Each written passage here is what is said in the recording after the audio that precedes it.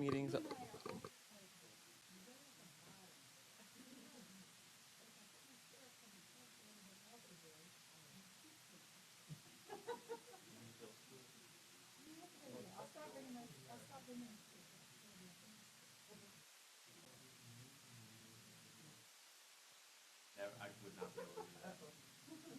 would not be able to do that.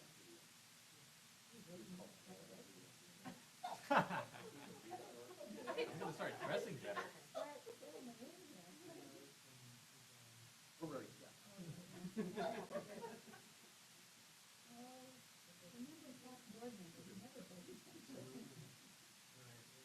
Good. Okay. A, meeting opening. A1, call to order. A2, adoption of the agenda.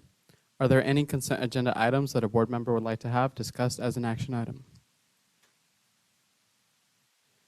Hearing none, do I have a motion that the governing board adopt the meeting agenda? I move we adopt the meeting agenda. Thank you, Mr. Oropesa. Is there a second? I'll second. Thank you, Mr. Solorio. All those in favor say aye. Aye. Aye. Motion passes. Moving to B, study session. B1, policy review. Ms. Tina Lucero.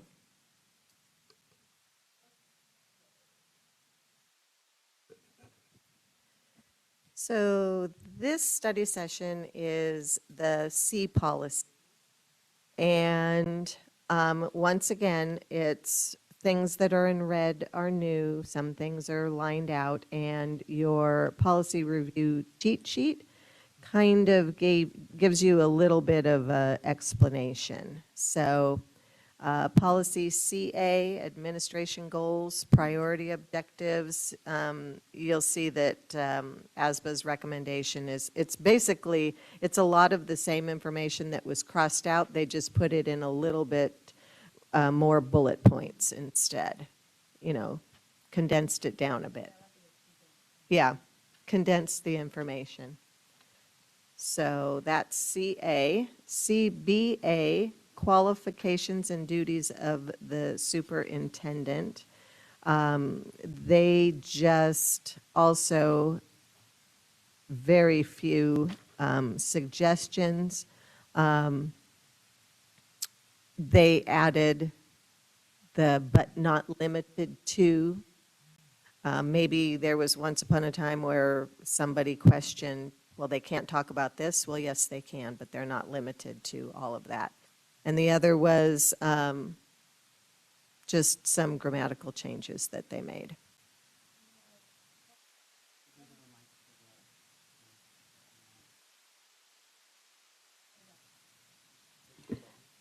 I thought I was pushing it, but I was pushing the wrong. The part about qualifications is determined by the governing board by action taken in a public meeting. I think that's a major change.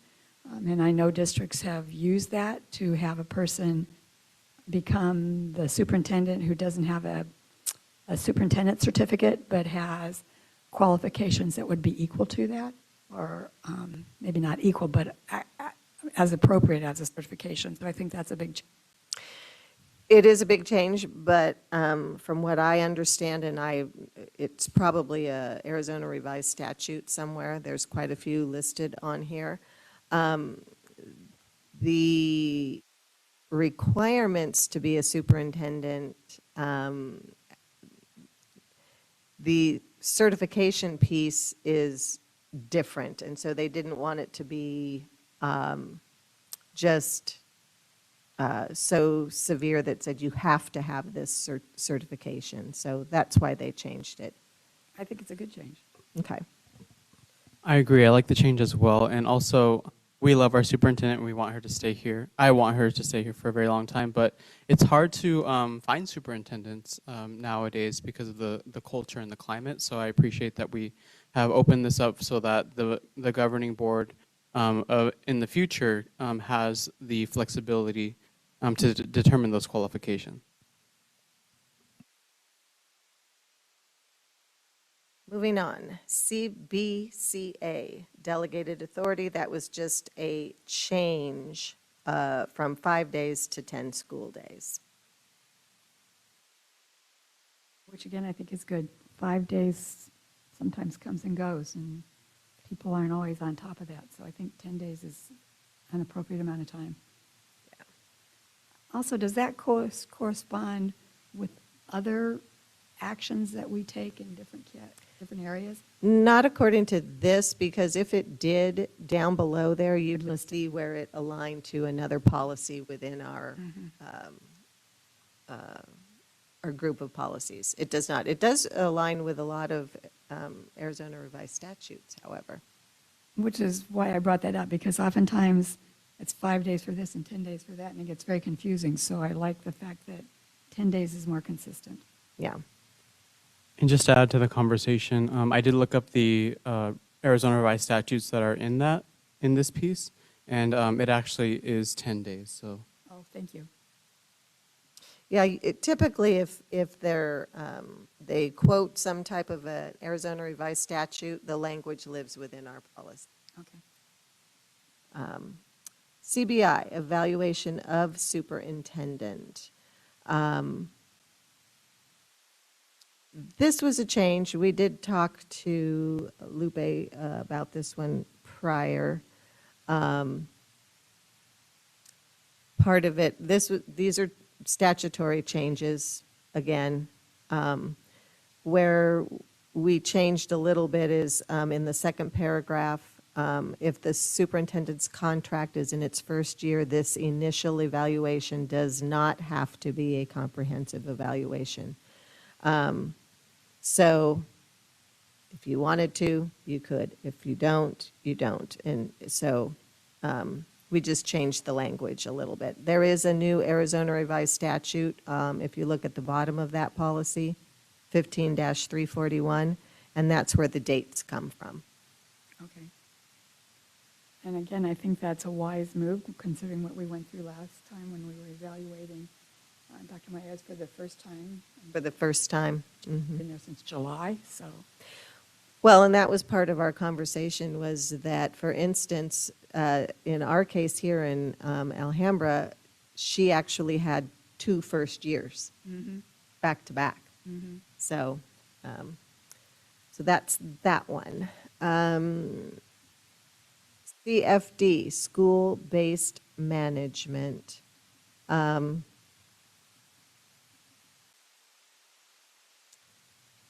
There's a policy, there's a regulation, and there's an exhibit.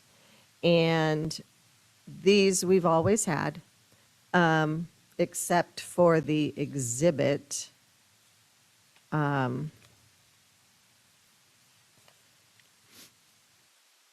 Which is CFDE. Well, we had one, but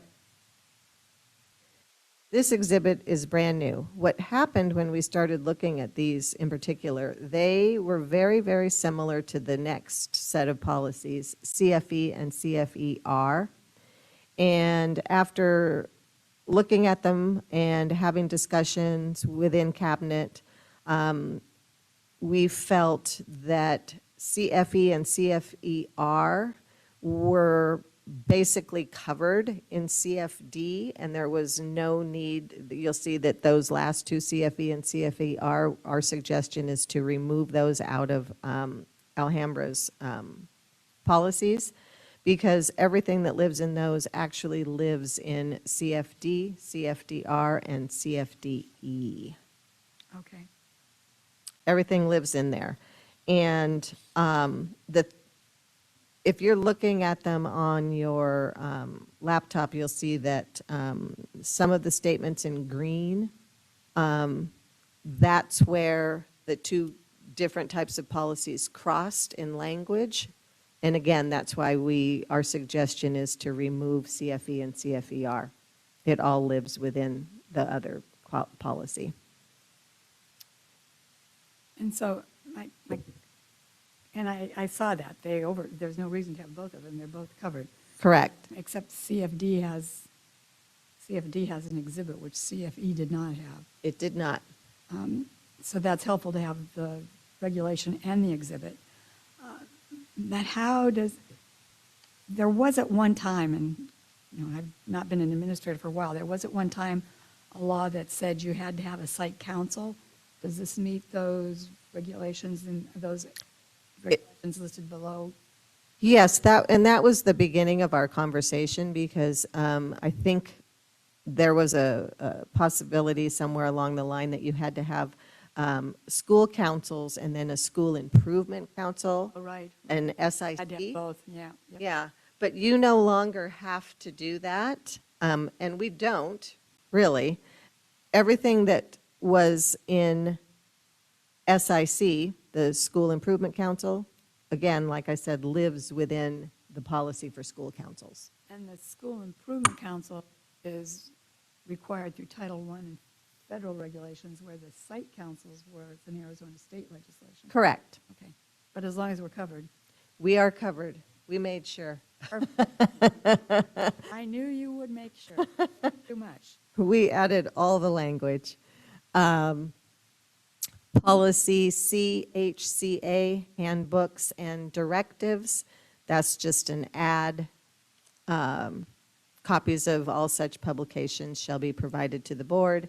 And everything that we have, our manuals, handbooks, pamphlets, publications, all those things live on our website. They're available not only to the board, they're available to the public as well. And if any of you ever wanted to have a copy of our handbook, it's available electronically. Everything almost that we have is available electronically now. So we've moved into the electronic world. Man, I keep hoping I'll move. It's a slow process.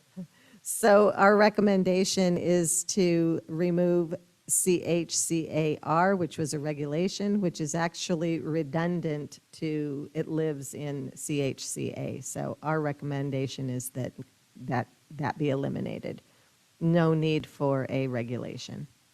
Basically says the same thing. I did have a question, though, and I think it comes up in the next one. Okay. CHD, administration in the absence of policy. Is this the one you had a question? No, it was back on the manuals and the handbook. Somewhere I missed it. They don't have to be reviewed. Handbooks, pamphlets, manuals, they're not reviewed by anybody at the district office. The school is responsible for doing it themselves. In Where? CHCA, it says curriculum, at the very first sentence, shall be presented to the superintendent for approval prior to publication.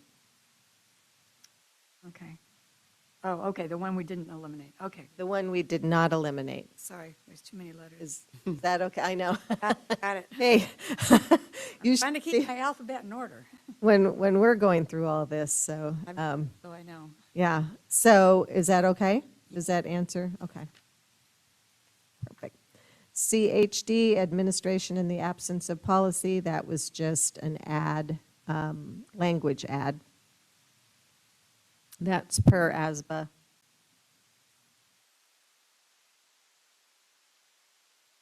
And of course, that would be exactly, if the superintendent felt that they needed to develop an official policy or anything, of course, it would have to be informed and approved by the board. CK, brand new to Alhambra, and it is referenced in an Arizona revised statute. This one, actually, even though it mentions ASBA, it doesn't limit us to ASBA. And that was a lot of the discussion on this one. We currently use ASBA, but this does not hold us to continuing to use them if somewhere down the road the decision was ever made to move away from ASBA. And that was my question. I wasn't sure why we spelled them out specifically. I could see the Department of Ed, because they are the Department of Ed. But, okay, so as long as it doesn't limit us and we could change if we wanted to or needed to, We can. then I'm okay with it. It says the consultants shall be approved by the superintendent prior to, yeah. We can. Okay. We absolutely can. CM, This is a direct out of Arizona Revised Statute change, school district annual report. So that whole paragraph references ARS 15-215. It was a change. Talks about letter grades, which I think will come up later on in a presentation that you're going to get. We no longer, the part that maybe it's down there and I didn't read it. I tried to read all of these. It used to be that if the school received an F grade, you had to send out a letter to all the families that were in that school. That's no longer required. Well, Might be, but- it might be, but that's not. But that's not this part of policy. the annual report. Yeah, it's not a part of this. Okay. That might be, I do not know the answer to that. Okay. We haven't gotten to that policy yet. But I think you do. Okay, Yes. somehow I thought that would be in the annual report, so, okay, thank you. What are some typical exemptions that a school can have? I'm If- sorry. What are some typical exemptions, like examples of exemptions that a school can have if they're an A school 3 years in a row or something like that? Because it says they may receive exemptions from statutes and rules prescribed. I'm just trying to understand what are some of the exemptions in reporting? You know, I would not want to answer what those exemptions are because I don't know. They, like I said, they live in that statute. But Oh, okay. I'm going to think it's probably, you're going to see that in the presentation. Okay. Can you clarify your question? Yeah, so this policy states that some schools in the district may receive exemptions if they are, an A school 2 out of 3 years. And so I was wondering, what particular exemptions does a school receive if they are an A school? I don't know if anybody knows that. I was just asking. I was wondering if there's examples of it. Dana, is this referring to the annual report Yes. of submitting to the superintendent? So the exemption is that those schools wouldn't need to submit their annual report to the Oh. state superintendent. Oh, like a whole, so they don't need to submit the annual report at all? Oh, okay. All right, This is just referring to the annual report. okay. Does that answer your question? Yes, it does. That's it. No questions? Any other questions, concerns, comments? Good job, Dana. Thank you. Yes, thank you. Date on a policy. Yes. Anything else? No? No? All right. We'll call a recess until 6 p.m.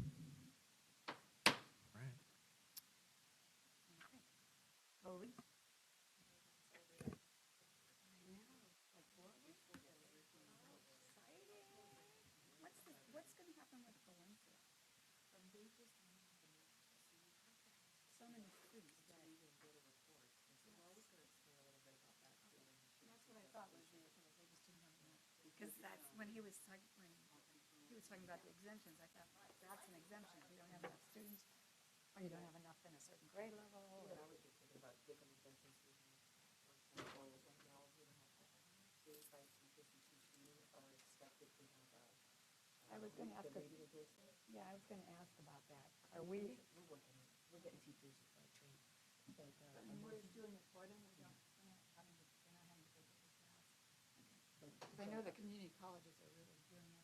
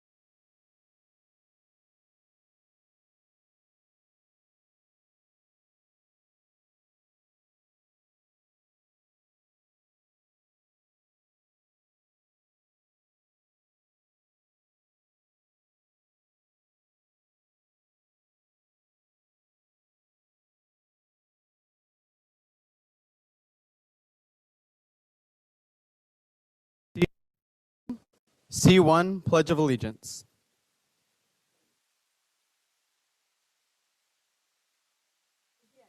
I pledge allegiance to the flag of the United States of America and to the republic for which it stands, one nation, under God, indivisible, with liberty and justice for all. Thank you. We will now observe a 30-second moment of silence.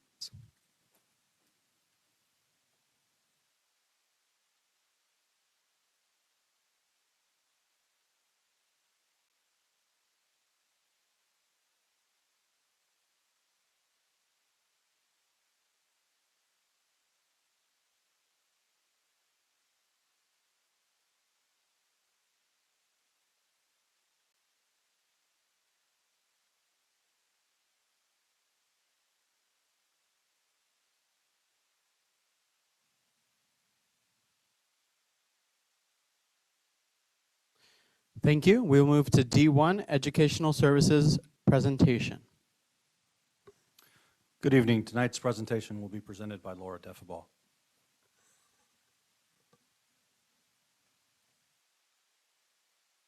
Good evening, Board, President Conchas, Dr. Mayas. This evening, I have the pleasure of presenting to you our A through F letter grades. First off, before we start with the letter grades, I would like to point out some celebrations we have that go along with our letter grades. ATS was ranked number 3 in the state for elementary schools for our letter grade this year.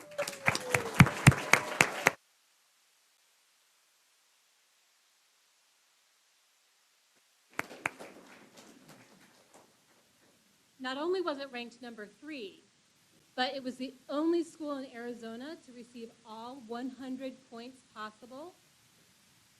They were the only school eligible for all 100 points, meaning they were the only school in the top that had enough students that served an EL population.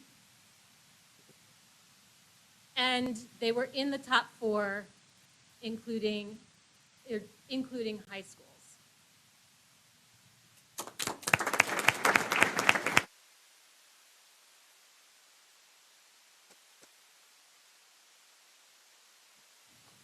Joining ATS this year with an A grade is the Global Academy of Phoenix,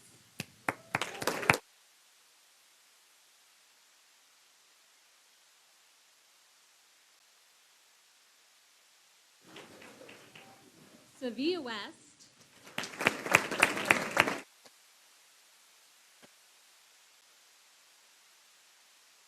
and Catalina Ventura.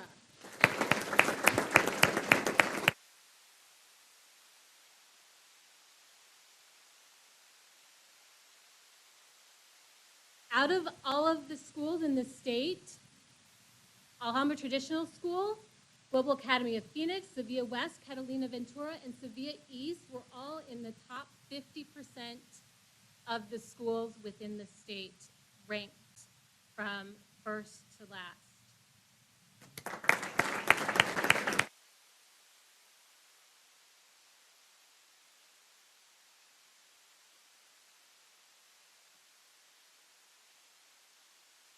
What the list that you're seeing here is surrounding neighborhood districts and the average amount of points we got for our K through 8 EL proficiency and growth points.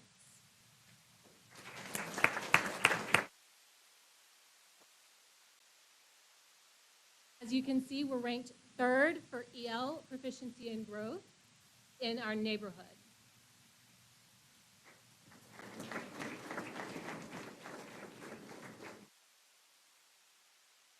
For proficiency, we are ranked 2nd.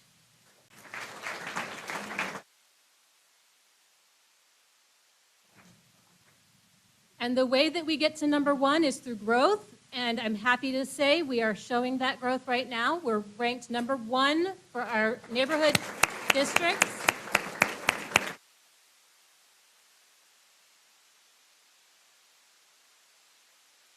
So out of all of the districts, our GPA for this year was the highest of the surrounding districts with a 3.07.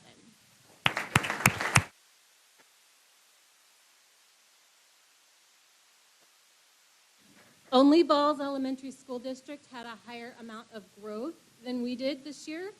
And if you compare Alhambra to the schools that are below the dark line at the bottom, Avondale, Buckeye, Deer Valley, Levine, and Littleton, you can see that while our GPA isn't as high as theirs yet, we definitely have more growth.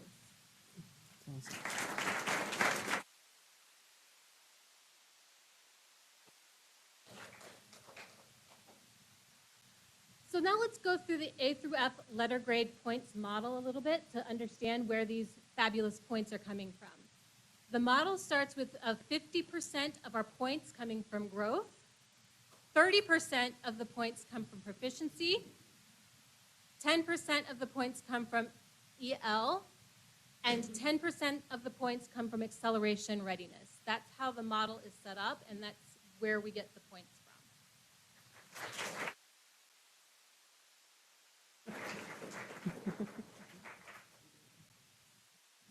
So to go into proficiency a little bit, you can earn up to 30 points, and it makes up 30% of the letter grade for proficiency. And we get that from the ASA, ELA, and math, and the MSAA, which is the alternative assessment for ELA and math. What this does is we get the percentage of proficiency for minimally proficient, partially proficient, highly proficient, and proficient students each earn a different amount of points. That's averaged out, and we get a proficiency score from that.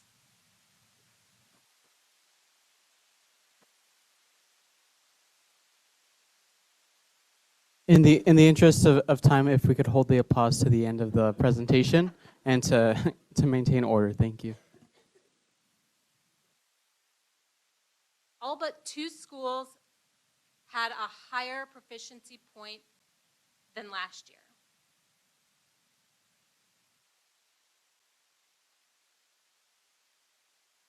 For growth, you can earn up to 50 points, and it makes up half of our letter grades. So growth is really important. It impacts our letter grades substantially. This is measured by taking a look at how students did in the previous year and compares them to how they did on the current year of the ASA. So what we can see here is 8, I think, 1, 2, 3, 4, 5, 6, 7, 8. Yes, 8. 8 of our schools earned all 50 points, which is outstanding. For English language learners, you can earn 5 points for growth and 5 points for proficiency, and that is measured by the AZELA, our English Learner Assessment.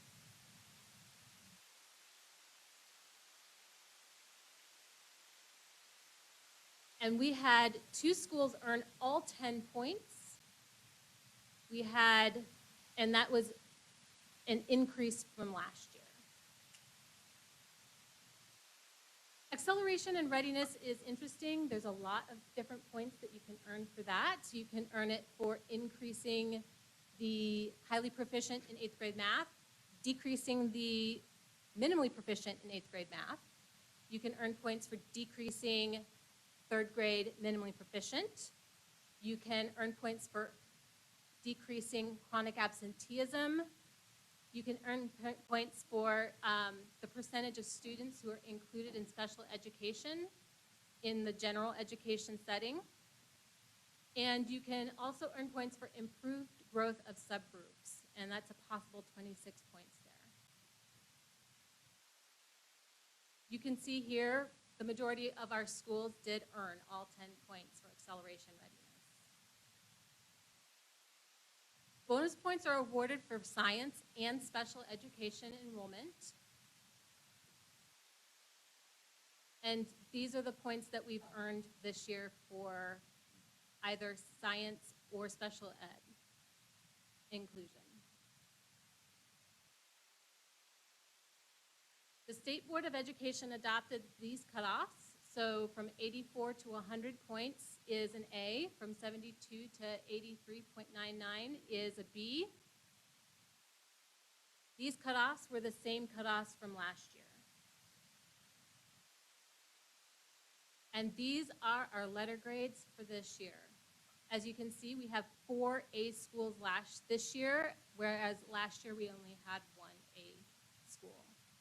This year, Valencia was not rated.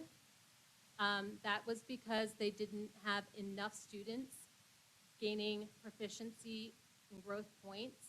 They didn't have a big enough in count. There wasn't enough students to earn a grade. So that is why they are NR.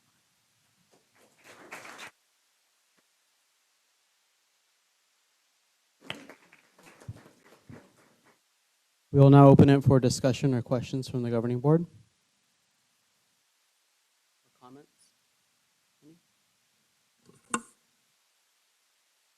Go ahead. This is an amazing achievement that's been being worked on for a number of years. It is impossible to thank all the people that have caused it to happen. Those grades were earned by students who worked hard, by parents who supported them, by all of our staff members who make our classrooms and our schools so welcoming. It is so exciting to go onto our campuses and see the smiles of the staff welcoming the students. It's the smiles on the faces of the students, the smiles on the faces of the parents as they're dropping off or volunteering. It takes a community to get to this point, and we are not even finished yet. So keep your eye on those scores and on those labels. We are not going to be happy until we have an A sign in front of every single one of our Alhambra schools. At this time of year when it's Thanksgiving, thanks to all of you who've made this happen. Any other comments?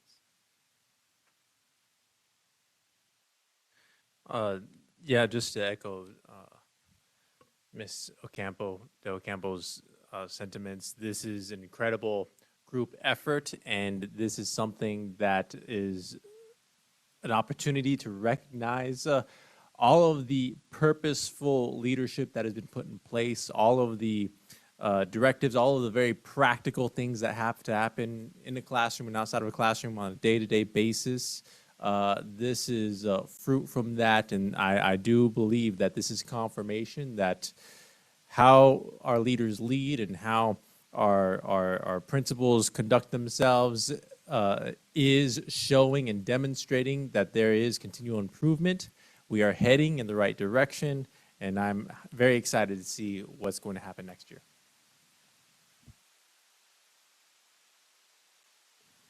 First of all, I want to welcome everybody for being here. The first folks that I'd like to say thank you, there's a million thank yous that I could give, but first is to the students. Thank you to the students for showing up. Thank you for paying attention. Thank you for sacrificing so much in order to help not only yourself, but your family and our community.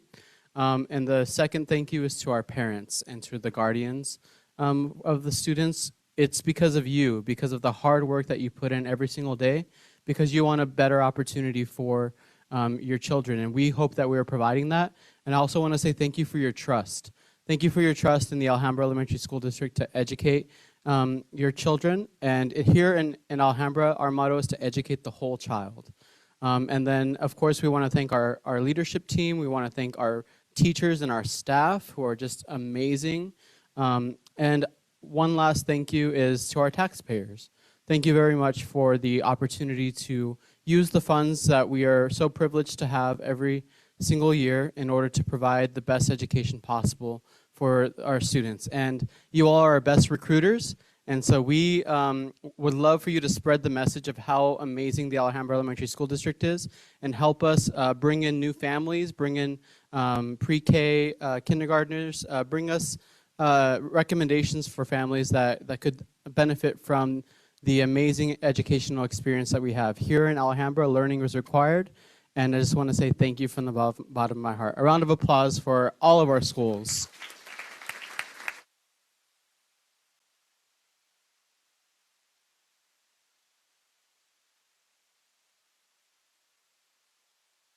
Moving to D2, A-rated schools. Congratulations, Mr.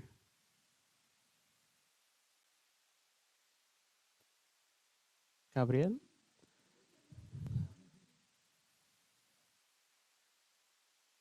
President Conchas, Governing Board members, Superintendent Dr. Myers. Today we celebrate the extraordinary journey of 4 exceptional A-rated schools within our community, each standing as a testament to the visionary leadership and unwavering dedication to education. When your school name is called, I ask the principal and OC to come forward for the presentation of a banner and certificate in recognition of this achievement. We ask that you place both of these items somewhere where your whole community will be able to admire them. At this time, I ask our board members, Dr. Myers and Mr. Raul Reese, to join us for this presentation.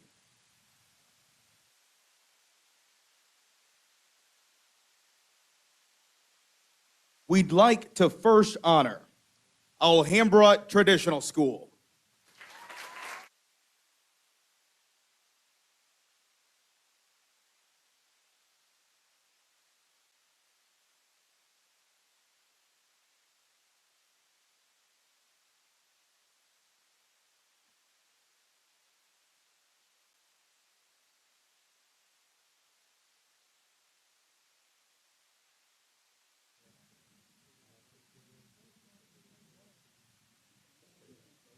All right, yeah, we'll do a quick photo op with this group.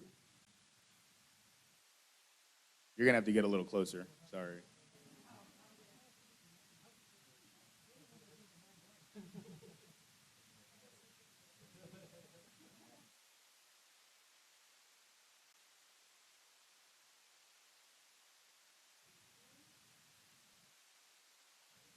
At this time, we'd also like to invite any staff members, teachers from ATS, and students that are here to join us for a group picture.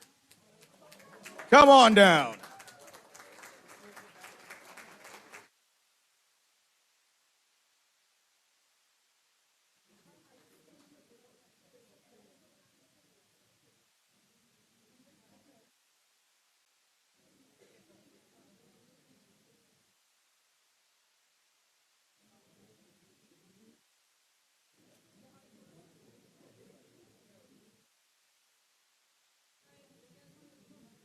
All righty, we're gonna have to get together. A little tighter there.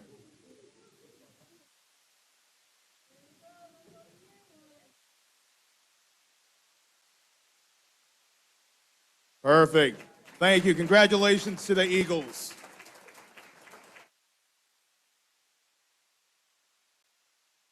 Yeah, any parents in the audience from ATS that would like to come up and do? They cut me off, sorry. ATS parent, if you're in the audience, come on down. This is just as much as your A as our school community.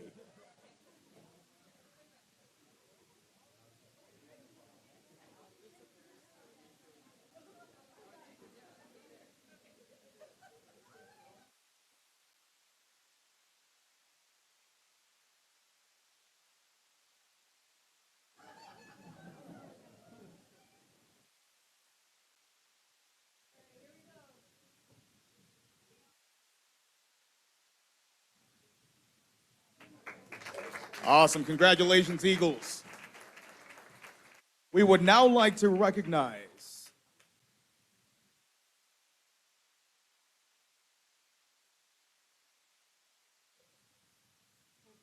Catalina Ventura School.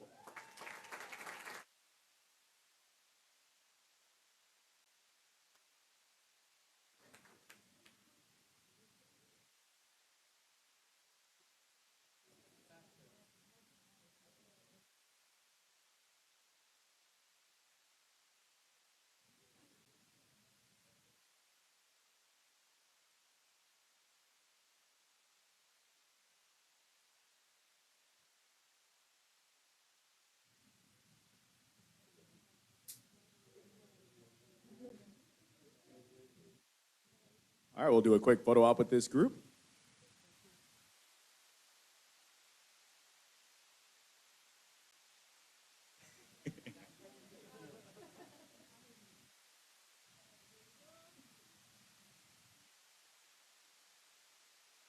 Any members of the Catalina staff here? Come on down for a picture. We'd also like to invite any students and parents that are also with to join us for a picture.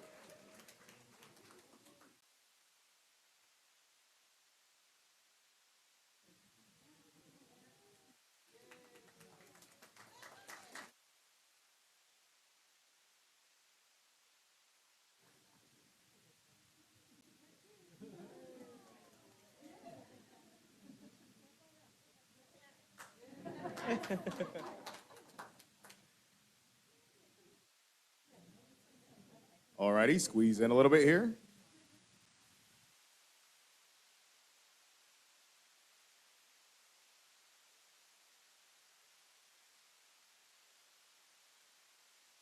All right, congratulations, Tigers.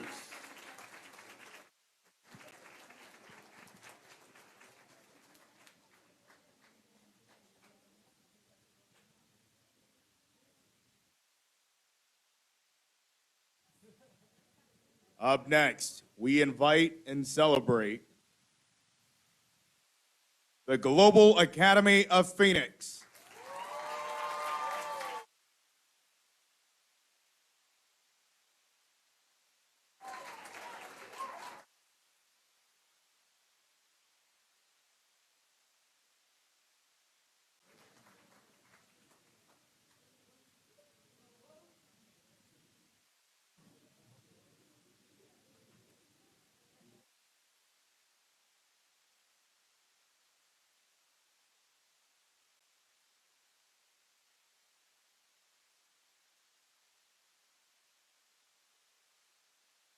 I wonder if we have any staff members here.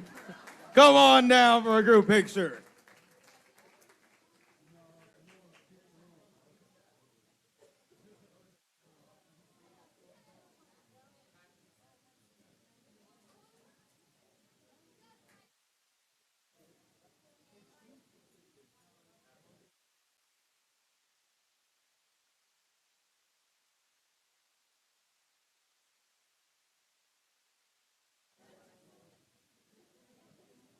All righty, we're all going to have to get a little close to each other for this one to make sure everybody gets in and we can see everybody in the picture.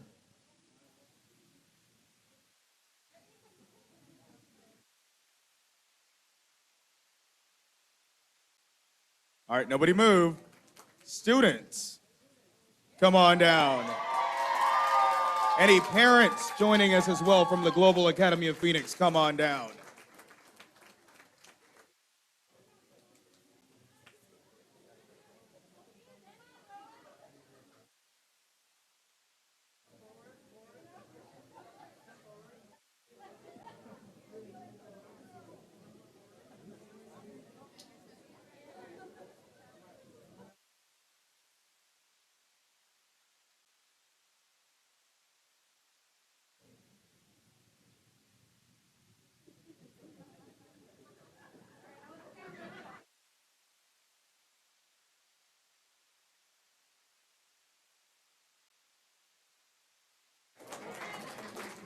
Congratulations, Lobos.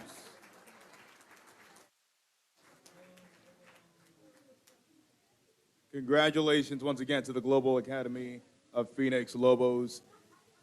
And finally,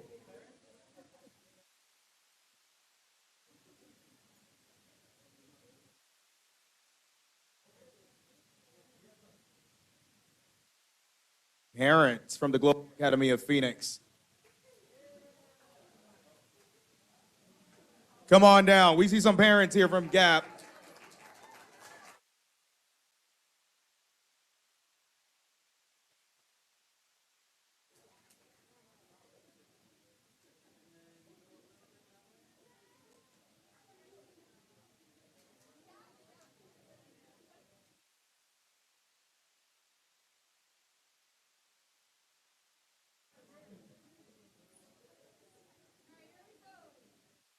All right, everybody looking forward?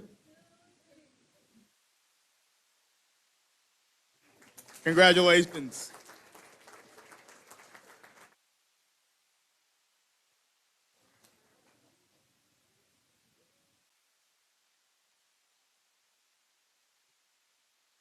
And finally, we would like to celebrate Sevilla West Elementary School, home of the Spartans.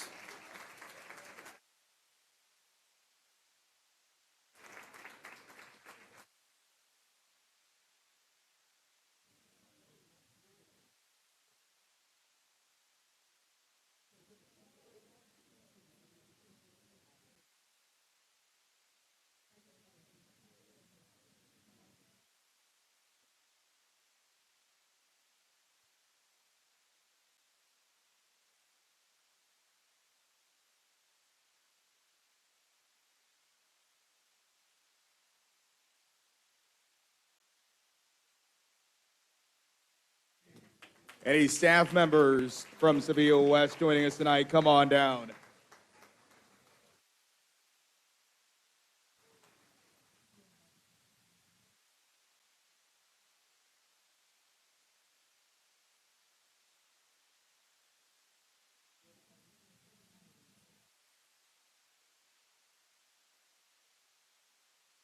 Please get a little closer.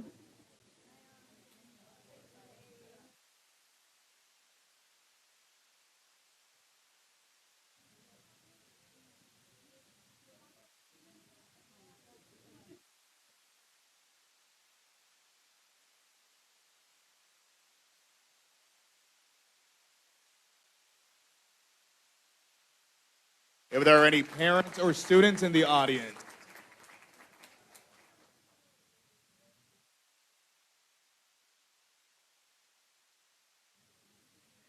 these schools, each with a unique spirit, stand as thriving ecosystems of learning, fostering excellence, innovation, diversity, and community engagement. Congratulations once again to these 4 schools.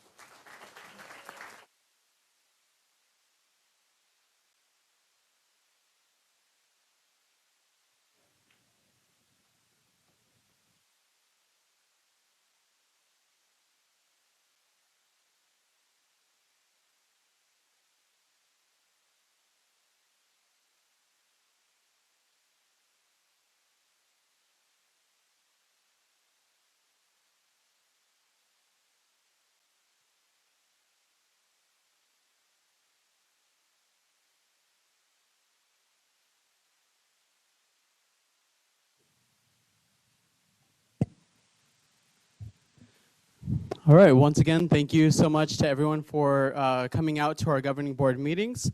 Our governing board meetings schedule is available on the website if you ever want to come back and visit us. And we just appreciate everything that you all have done and all of our community. So, round of applause for all of our schools.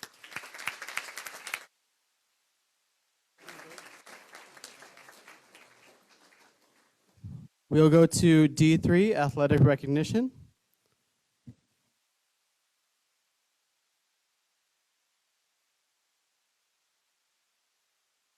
First time having to present with my glasses on.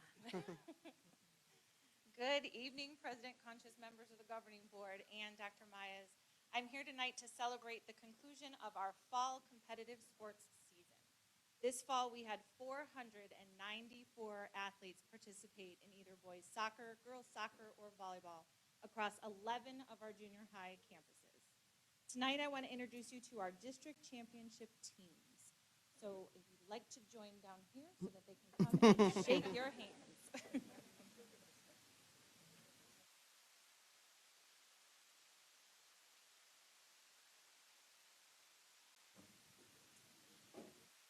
So first, I'd like to introduce the winners of the District Girls Soccer Championship.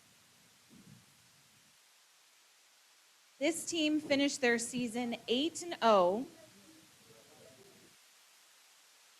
They were #1 seed going into playoffs. They were able to finish their undefeated 11-0 season under the lights at the new turf field at James W. Rice School. This team is coached by Miss Cindy Wallner. We have the Alhambra traditional girls soccer team.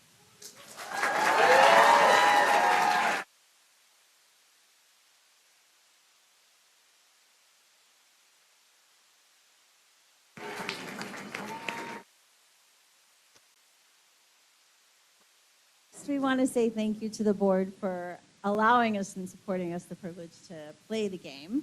The girls are amazing. It's an amazing team. They work hard. They play hard. They earned that record. It was not easy. They showed up to practice. They were crazy, and then they started the game, and they were working. So I'm really proud of all their achievements. They did an amazing job. I'll introduce them to you as they go. I don't know if you guys are in order. All right. I'm going to call your names. Okay? Kaya Williams.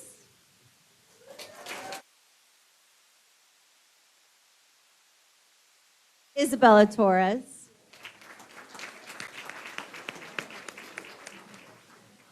Marissa Espinoza.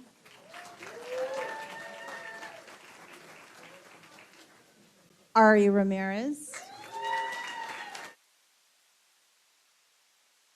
Maisie Martinez.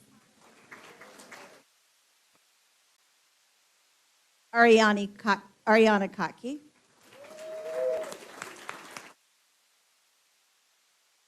Haiti Leon. Camila. Davila? Did I say, yeah, I said your Camila. Olivia.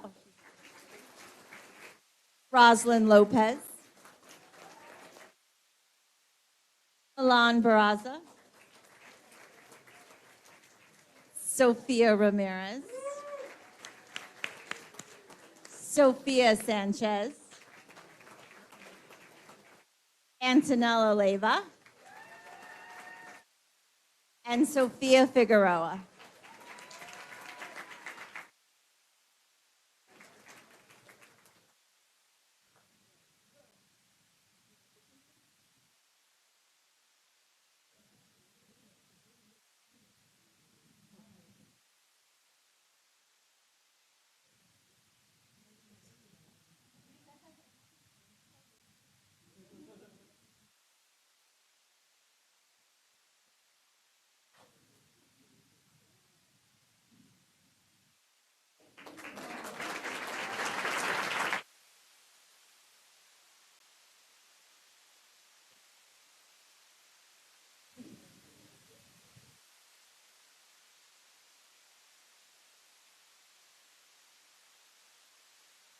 Next, I'd like to introduce the winners of the District Volleyball Championship.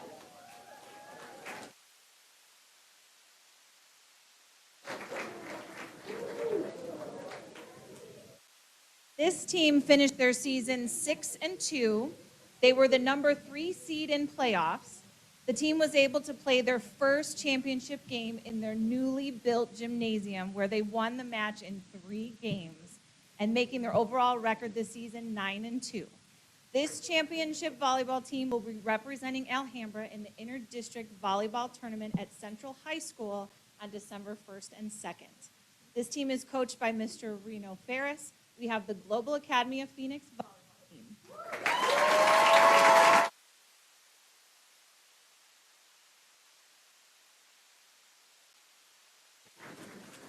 All right, I prepared a little speech, so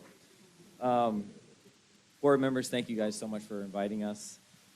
First and foremost, a sincere thank you to the families, your unwavering support, whether it be cheering from the sidelines, providing encouragement at home, or lending a helping hand has not gone unnoticed. Your dedication has played a crucial role in fostering a sense of community and inspiration at GAP. To our dedicated staff, whose passion and hard work have laid the foundation for our achievements we celebrate today, your tireless efforts behind the scenes have not only shaped our athletes into champions, but have also created an environment where they can be successful. And to the athletes, your commitment, discipline, determination have been nothing short of awe-inspiring. You have faced challenges head-on and pushed your limits. I've pushed your limits probably a little bit. Your achievements are a testament to the countless hours of practice, sacrifices, and passion that you brought to volleyball. I'm honored to take a moment to reflect on their exceptional sportsmanship and character displayed by our athletes. In the world of sports where victories and defeats are part of the game, it is the character of our athletes that truly sets them apart. Our athletes go beyond the boundaries of the volleyball court. They embody the spirit of true sportsmanship Whether facing triumph or adversity, they exhibited grace, humility, and respect. Their actions serve as a testament to the values that define Global Academy of Phoenix. This championship is not of me. This is all you guys. I was just there cheering you guys on. I met you guys only a few months ago, but you guys mean the world to me, and I'm so happy and blessed to have experienced this with you guys. Let us continue to build on these bonds that we've created, celebrating the victories, learning from the defeats, and growing together as a community. The success we have achieved is a collective effort and is with immense gratitude that we recognize the invaluable contributions of our families, staff, and athletes. Thank you, and God bless you.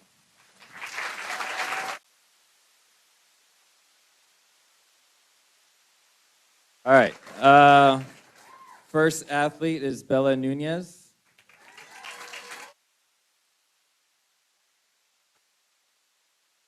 Aaliyah Nunez. Corey Robles. Elena Gabbert. Melanie Rodriguez. Vanya Murrieta. Sabrina Hernandez. Adeline Felix. Adam Robles. Jaden Garcia. And David Ornelas.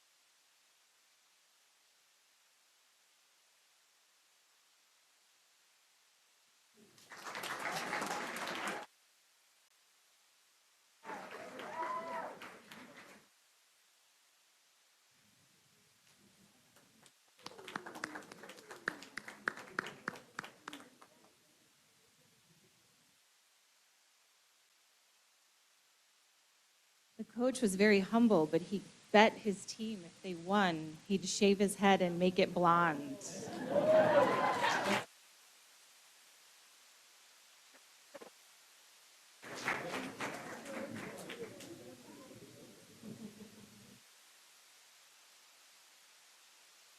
If you see his picture of the day of the game, that's the color of his hair he started with.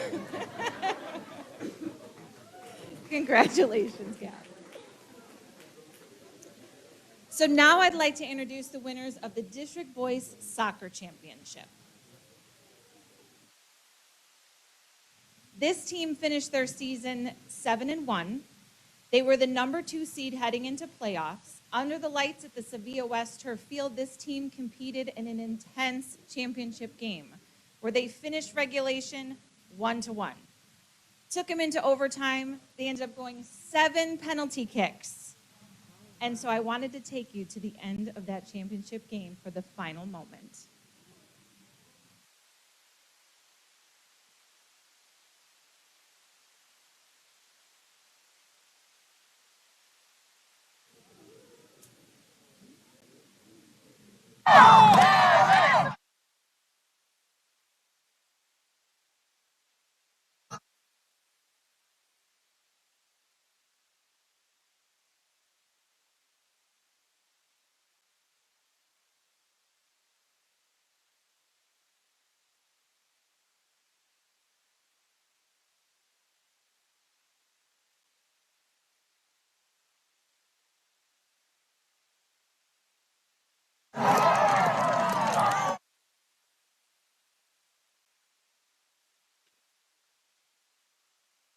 With an overall record of 10-1, this championship team will be representing Alhambra in the Inter-District Boys Soccer Tournament at Alhambra and Central High Schools on December 8th and 9th.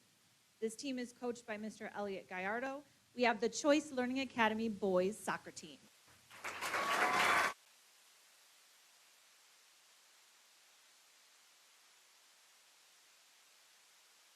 Good evening, Mr. Contras, Governing Board, and Dr. Mayes. Thank you guys so much for the opportunity, first of all.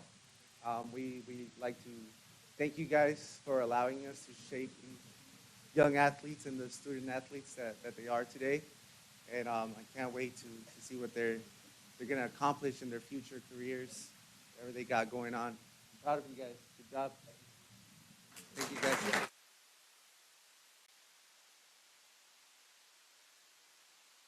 I'll introduce these student athletes to you guys now. We got David Ramirez.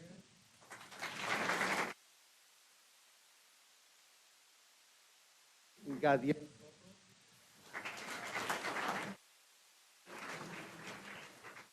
Darian Angulo.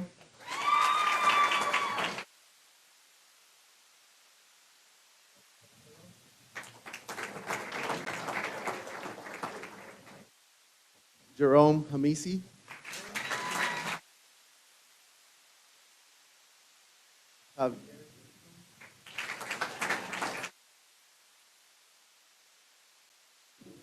Ara-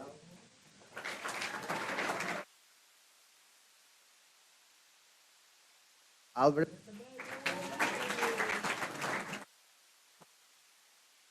Niwa Shabani. Israel Ara.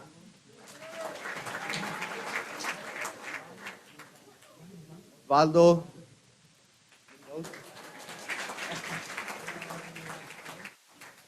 Harim Palacios. Alembe Kiloso. Rio Jimenez. Aiden Anderson. AJ Harris. Jesus Sotero. Ryan Ruiz. Yeah.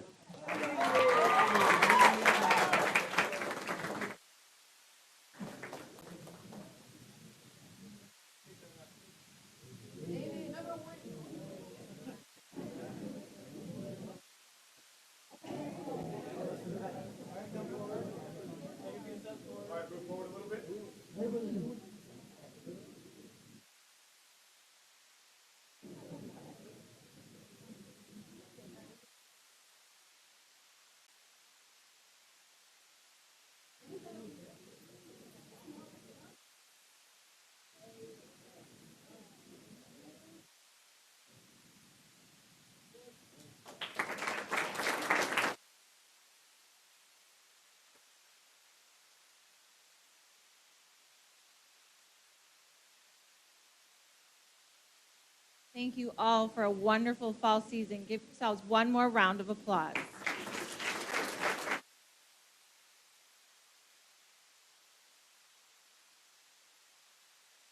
Thank you, everyone. We really appreciate you coming out tonight. We have a lot of things are on our agenda, but we will take a 5-minute recess, and we thank you so much for joining us tonight.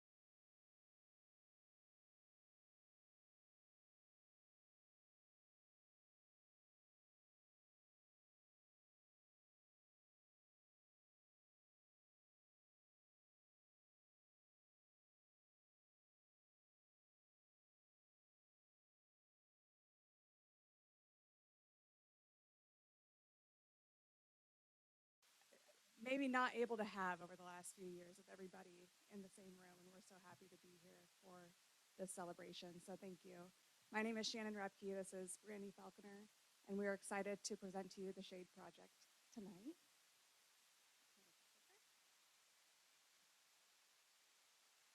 Thank you. So we'll walk through a few points here. The road traveled, of course, after an introduction, a project review, and the next steps for the project as well. First, we want to walk you down kind of the road of our partnership and presence in Arizona. We're very proud of it. We are the one and really the only, which we like to toot our horn a little bit, of the self-performing energy services company here in Arizona. There's no other company here in Arizona that actually performs the work themselves. So we have our team of electricians, our engineers, our project managers, who I think you all know and love from being on projects with us before. And we're very proud of that as well. We've worked in your district for several years, so just to give you some more achievements and accomplishments of what you guys have done so far, we've accomplished HVAC replacements together, lighting retrofits to LED, water conservation efforts, building automation systems, all within a guaranteed savings project. And you guys have exceeded those savings by $25,000 annually, year to year. So congratulations there.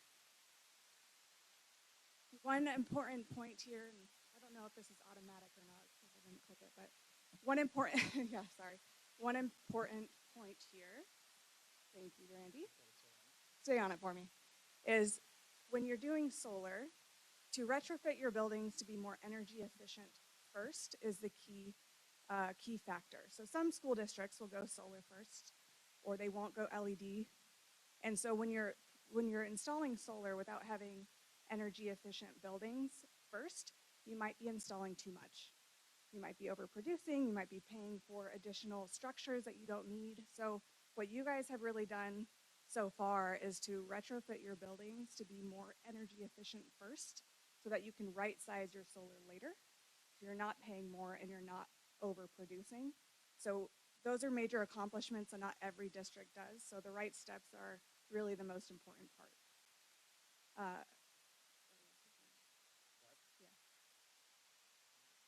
So the road traveled today, we've gone through a long vetting process with your executive team, and we're so happy to have done so because it's important.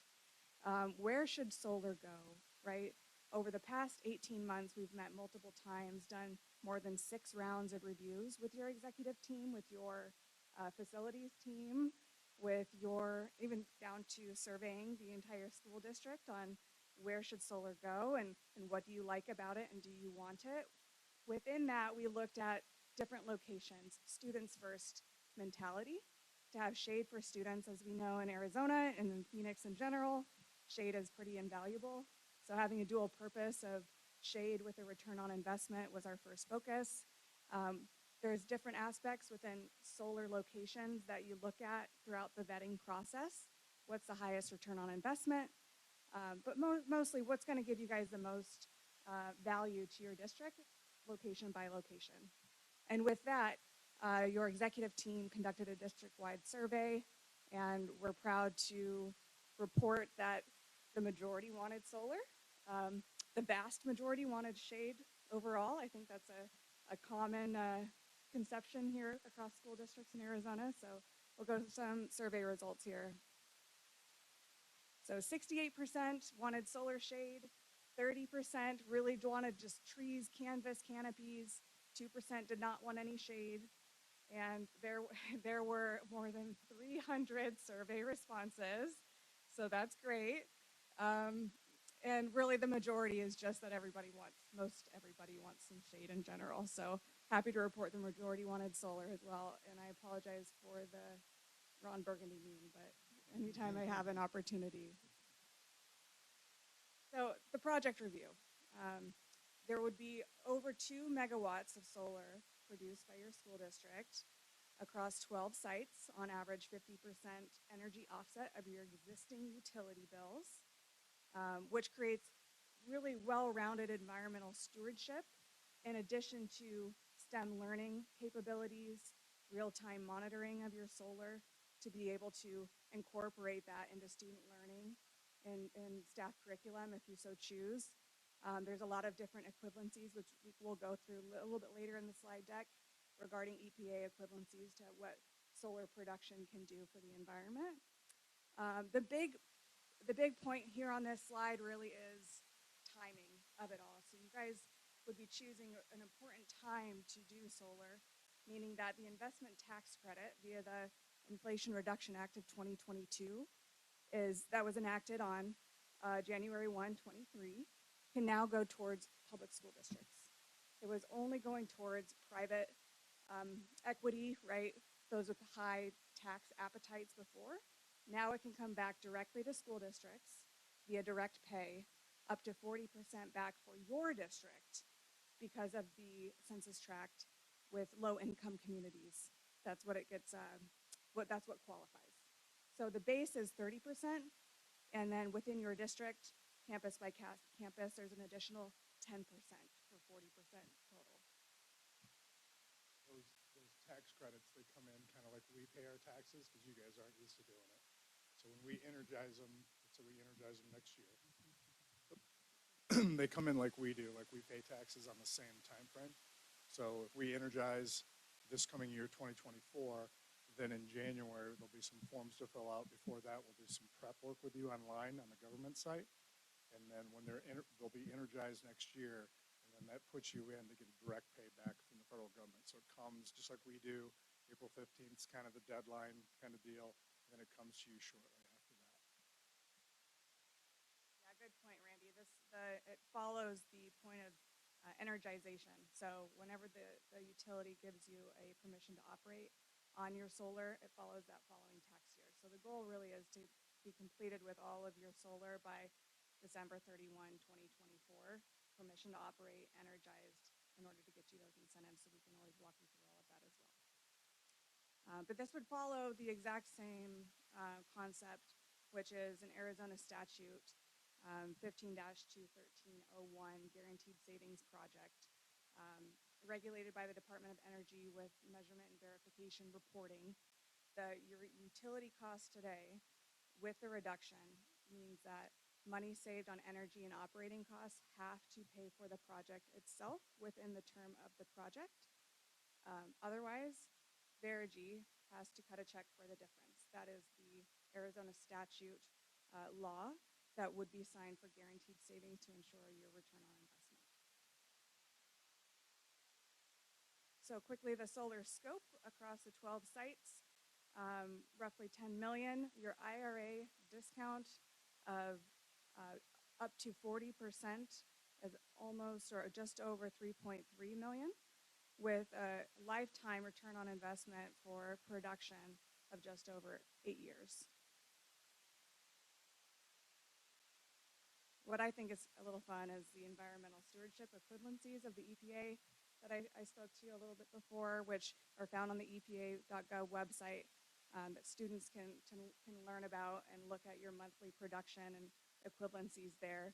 Over 137 million kilowatt hours produced over the lifespan of the solar panels. The solar panels have a lifespan of 40 years, which is just under 11 million gallons of gasoline that would be essentially consumed if you hadn't used or installed the 2 megawatts of solar.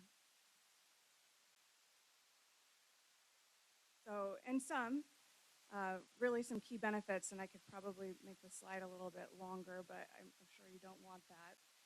We like to improve the student and staff environment. Shade is a huge portion of that, but what we really enjoy doing is collaborating with students in curriculum and staff on teaching those learning opportunities. We've done solar race cars before within communities, which can be fun to get people outside and do those activities. Following and expanding on your district capital plan has really been our main goal. Expanding your capital dollars, reducing your utility spend even farther than you have. Primarily, what we do, and I think what we've shown in our work before with your school district, is how we work around the educational system, how we don't disrupt the educational system within our operations, and we're really proud of that. Having one point of responsibility within your projects is something that we are proud of as well. And at the end of the day, the guaranteed no risk to the district for statute is really what we hone in on to be partners with Alhambra. So the next step here would be the board approval of the resolution, finalizing the contracts, and executing the guaranteed savings contract. And that's really it. And I welcome any questions that you guys have. We would love to answer them. Any questions from the board? I have just or a couple of questions. First, when you guys are looking for locations for installation of the solar, is there a preference on using structures or existing roofs that are or mounting like with a ballasted system on an existing roof or anything like that? So typically with existing roofs, you have to look into the structural component of how it was originally engineered. With roofs over buildings, we tend to stay away from them, at least in Arizona, just because of the turnover and roof replacements, trying to minimize your guys' cost to having to do that. So adding shade structures is typically where we tend to go here in Phoenix. And just a general comment, if this were to be approved, just a note to whomever's working on this that, we got to think about this in 15 to 20 years from now, what the schools are going to look like or could look like, not what they look like today. And I say that because when this infrastructure is installed, it might create roadblocks to creating replacement schools, new additional expansions. So just thinking of the bigger picture of what placement of these will give our schools the most flexibility moving forward, but in addition to trying to maximize solar gain based on the school campus. Any other questions or comments? I have a question on slide, what is it? Slide 8. There's a process of during where there's a time frame where buildings need to be renovated and optimized for solar. What's the typical time frame for that? What, maybe more specifically, what would be the typical time frame for our district for that? Specifically for solar? For installation and if we haven't had anything ready. I know you've mentioned that we've already done some work in optimization, but it's probably not done complete yet. No, the optimization portion is complete. Oh, it is complete? Yeah. So we're going right into installation. Yeah, so Okay. the lighting, the building automation, HVAC, high efficiency HVAC, all of those components have been completed. Those are all, okay. In a previous phase, which allowed us to right-size the solar. Now, with the solar construction, given the size of the project and experience that we have with it, a 12-month timeframe is pretty standard for the district your size and the number of solar projects that we have. So having it energized by December 31st, 2024 is really the main goal, which is driving the timing. So that you get the tax break the next Exactly. year. Okay. Go ahead. No, you go. I just had a question for clarification. I was looking at the ARS 15-213, and it kind of has the entire 0.01 and it has the entire procurement kind of code. Is there a specific line I guess it would be helpful just to have the more specific like subsection and line where the guarantee that's referenced is noted? We have legal counsel available. Mr. President, members of the board, Jim Gill with Gus Rosenfeld. Sorry, I don't have the statute in front of me, but it does specifically say in the section you cited that a guarantee must be part of the transaction.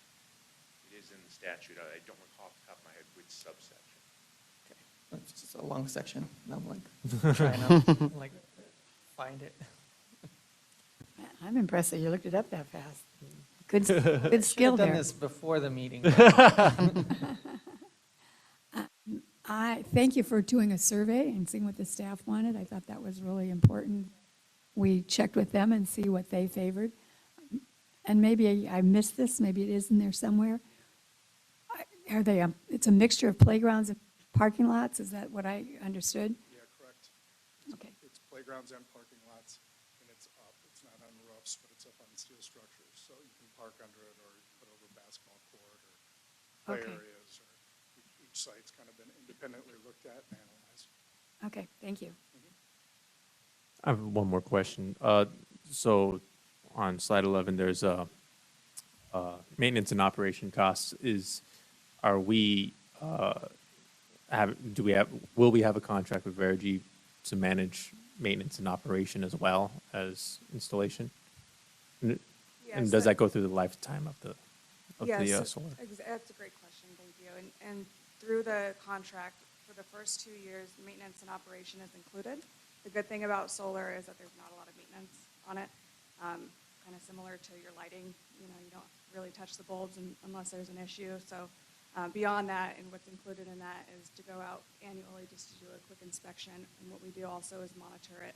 You have a 24/7 monitoring system that's transparent, so we can see it from the desktop in real time, saying there's an alarm, we need to go out there and take a look.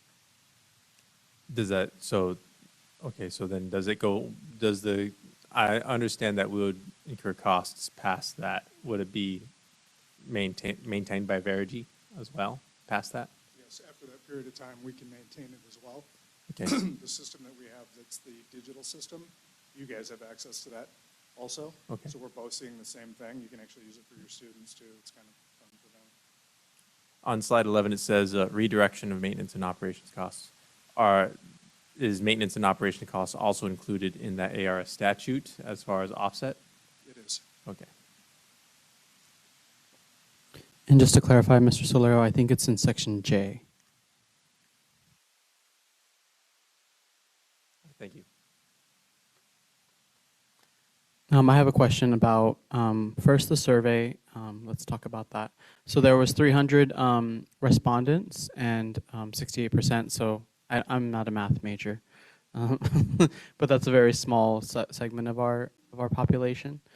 So my question is maybe to superintendent or to you all. How has our school district leadership been involved in this process?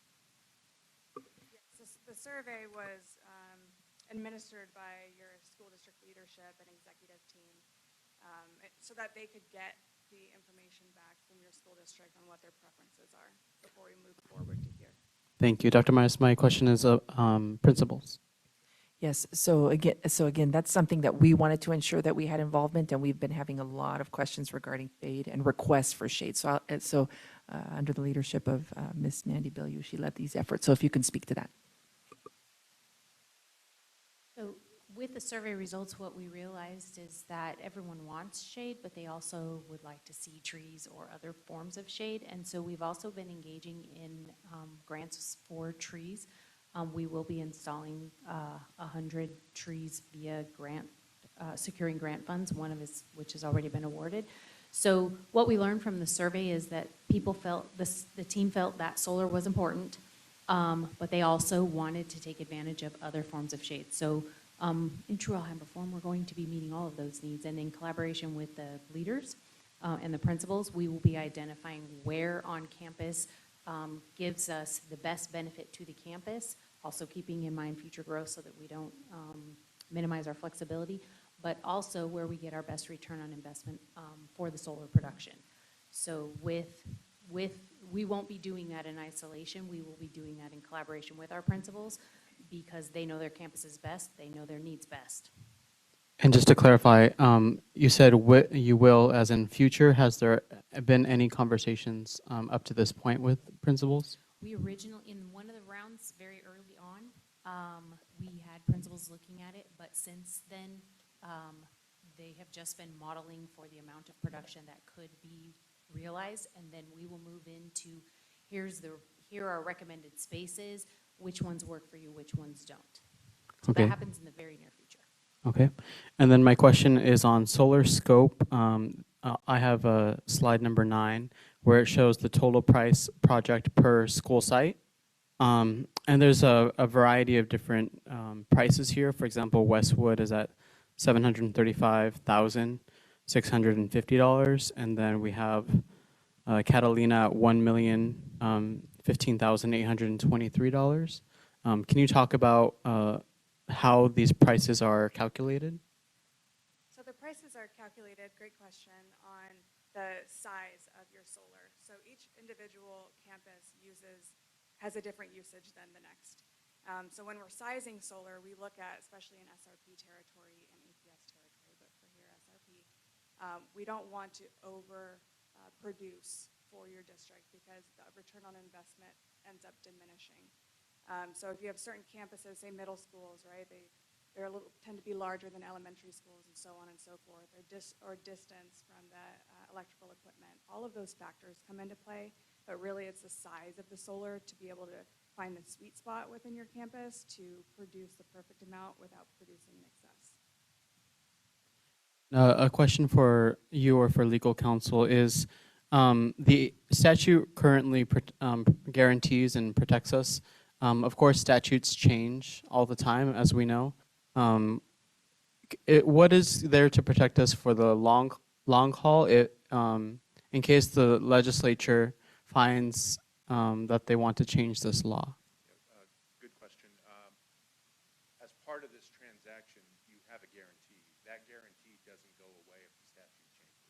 So we're complying with the statute as of the date of this transaction. If it changes, our deal is still the same. So you still have that guarantee.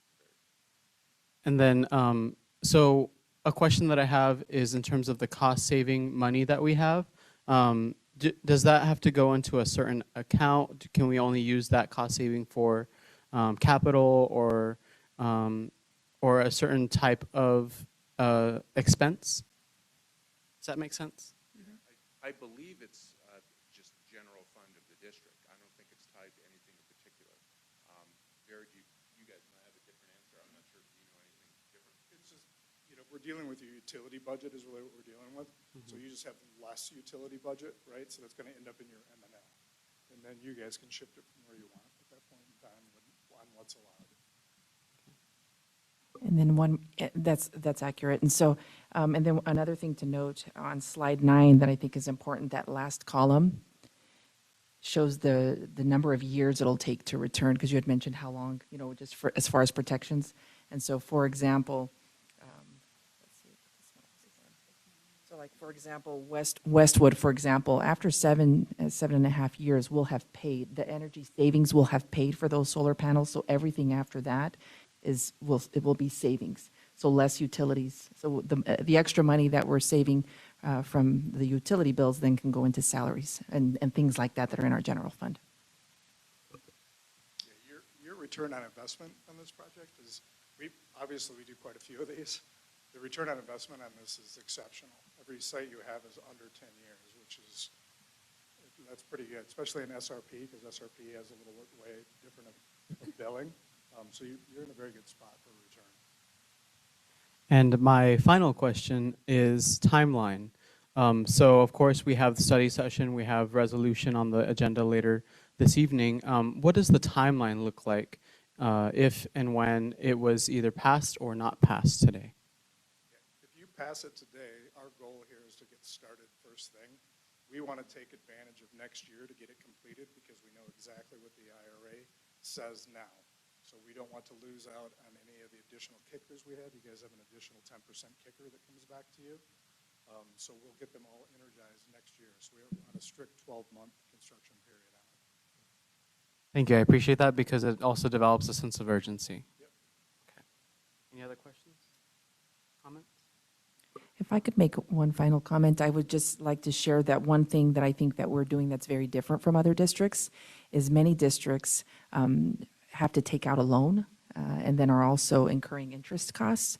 And with this project for our district, we will not be doing that. So as soon as we start, so we will see the savings a lot quicker.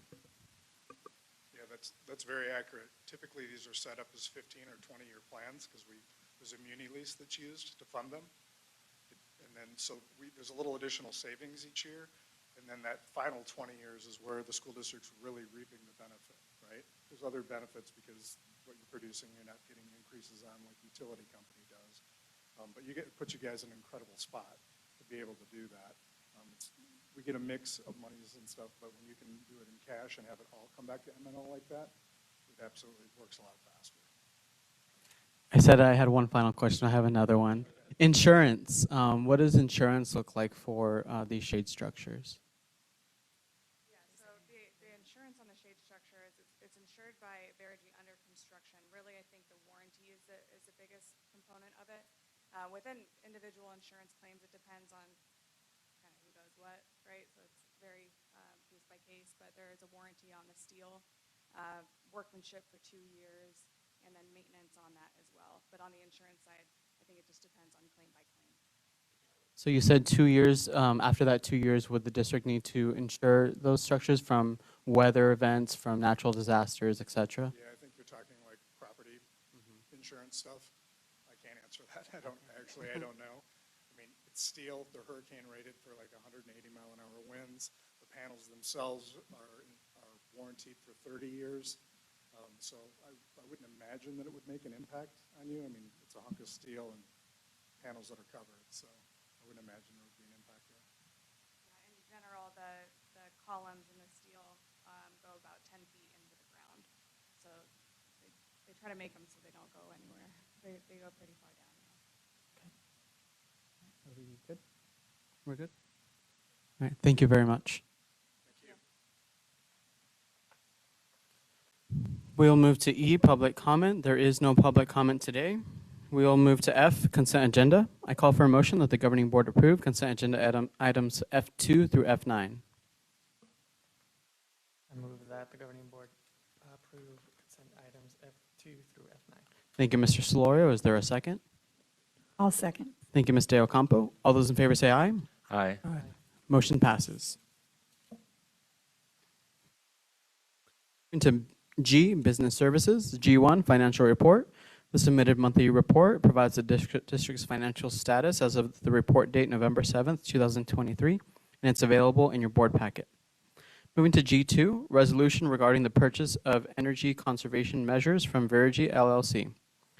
I call for a motion that the governing board approve the resolution regarding the purchase of energy conservation measure from Verigy LLC not to exceed $10 million. I move that the governing board approve the resolution regarding the purchase of energy conservation measures from Verigy LLC not to exceed $10 million. Thank you, Mr. Navarro. Is there a second? I second. Thank you, Mr. Oropesa. Discussion?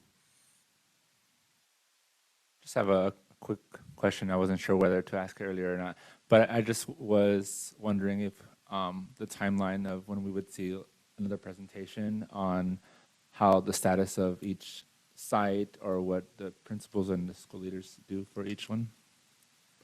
Thank you. Yes, we are absolutely happy to provide updates at every stage, and we can do it through a variety of communication methods, the post or the board member bulletin, or in person if you like. Okay.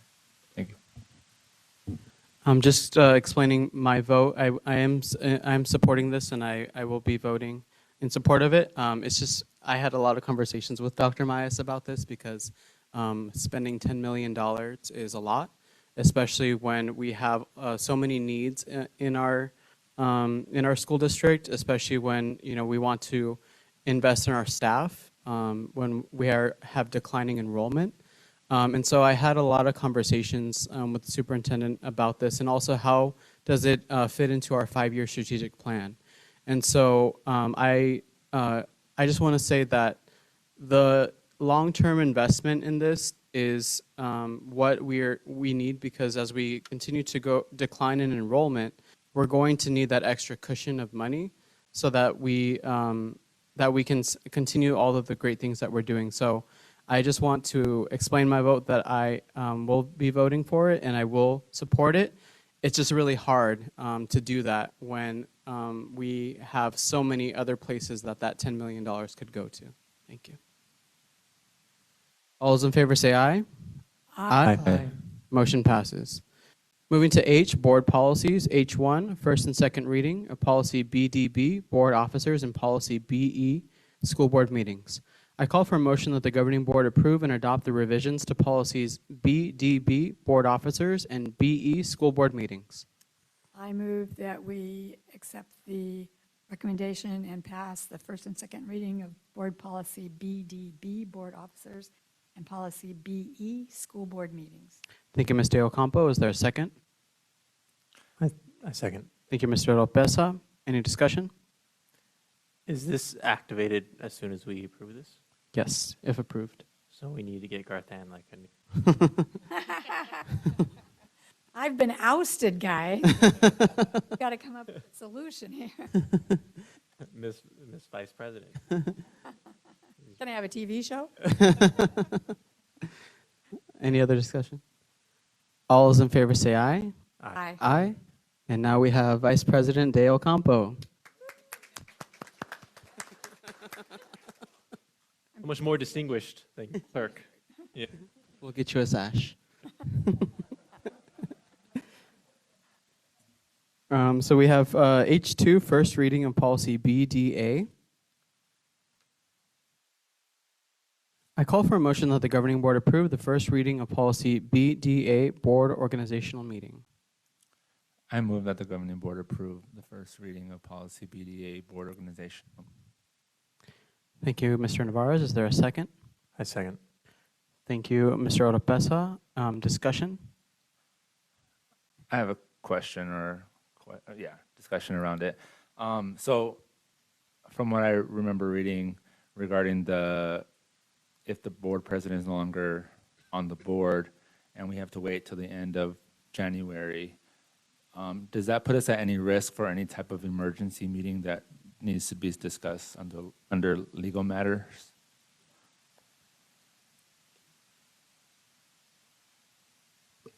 No, it does not.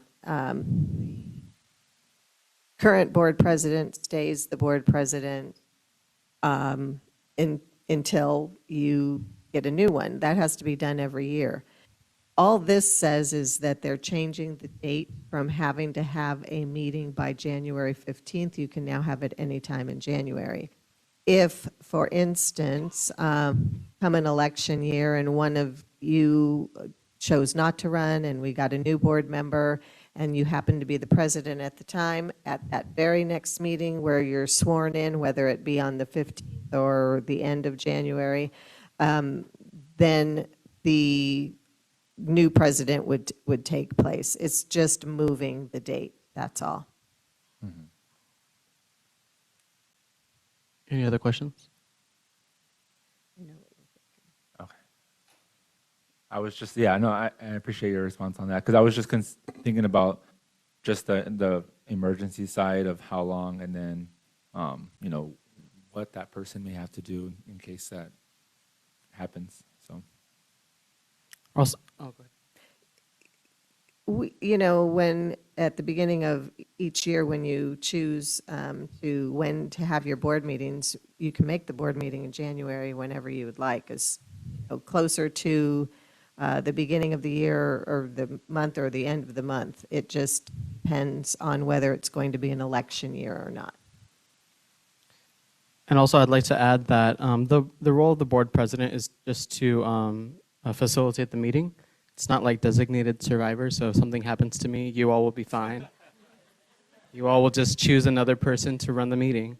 But one question I do have is, so the first part, it says about after the election, the general election, and then the terms are 1 year. So does that basically mean like we do it every year, but it's not stating it in text?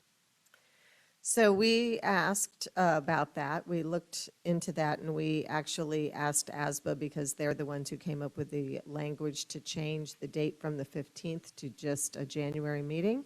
And we put the information in executive content, and because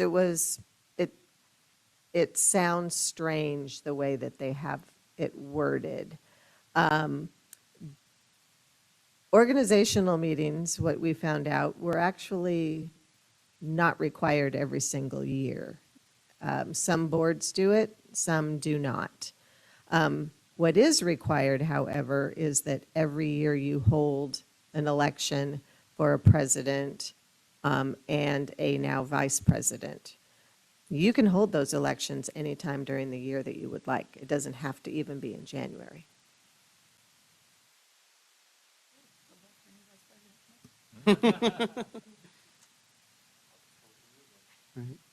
Any other comments or questions? This is the first reading. All those in favor say aye. Aye. Aye. Motion passes. Moving to H3. I call for a motion that the governing board approve and adopt the revision to policy GCCH, professional support staff bereavement leave. I move that the governing board approve the revision to the submitted policy GCCH, professional support staff bereavement leave. Thank you, Mr. Navarez. Is there a second? I'll second. Thank you, Ms. De Ocampo. Discussion? I think this is a well thought out change. We have, in this particular community, we have so many extended families. I come from a family that didn't really have grandparents. Well, I guess I had them, I just didn't know them. But that's not the way it is in our communities. Our communities really have their grandparents integral part of their families, oftentimes living in multi-generational homes, and the attachment there is as close as it would be to a parent, a brother, or a sibling. So I think this is very important for us to pass this. Any other discussion? Thank you, Dr. Myers, for bringing this to the board. I know in our discussion you said that this was because of the wellness survey. Is that correct? So I appreciate that Initially, yes, and then several have requested it for exactly what Ms. De Ocampo stated. Several have requested grandparents, and we realized that we left.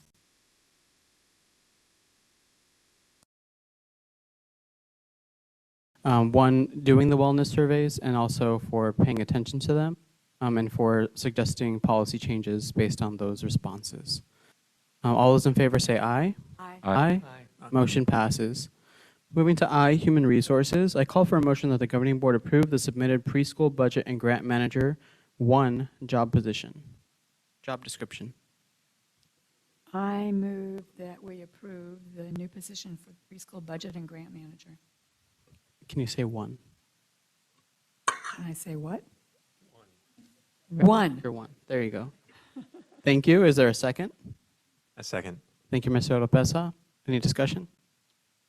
Thank you to whoever put this forward. I appreciate the leadership team coming up with this. Preschools are funded under a plethora of grants, rules, and regulations. It's very complex, and it's an ever-changing dynamic as to what money's available and when it'll run out and when you have to apply for the next one. It is a huge job, and I think because we have such an extensive preschool program, this is very important for us to maintain those programs by having a person dedicated to being in charge of those budgets and that grant management. That frees up the other staff to do the business of educating the children. Thank you for coming up with this idea. Dr. Myers, can you answer the question of if this is an additional, a new position compared to the last one?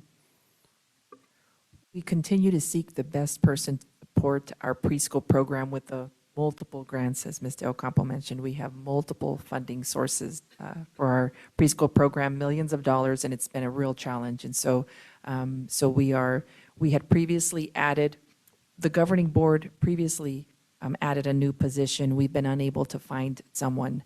And so this will support our efforts again we're still attempting to find the best person to help us support our preschool program funding.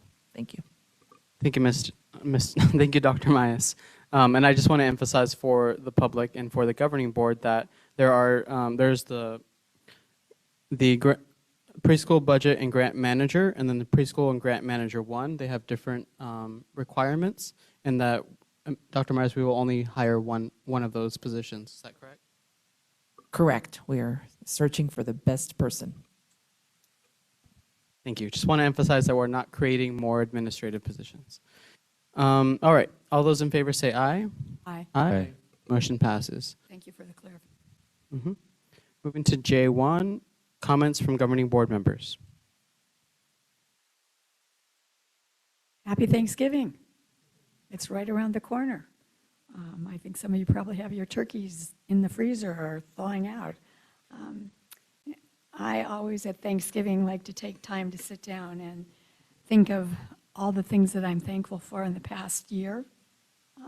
And as I sit here realizing that this is the end of my 7th year almost on the governing board, I have to have at the top of my list that I am thankful for all of you who are either in present or out there.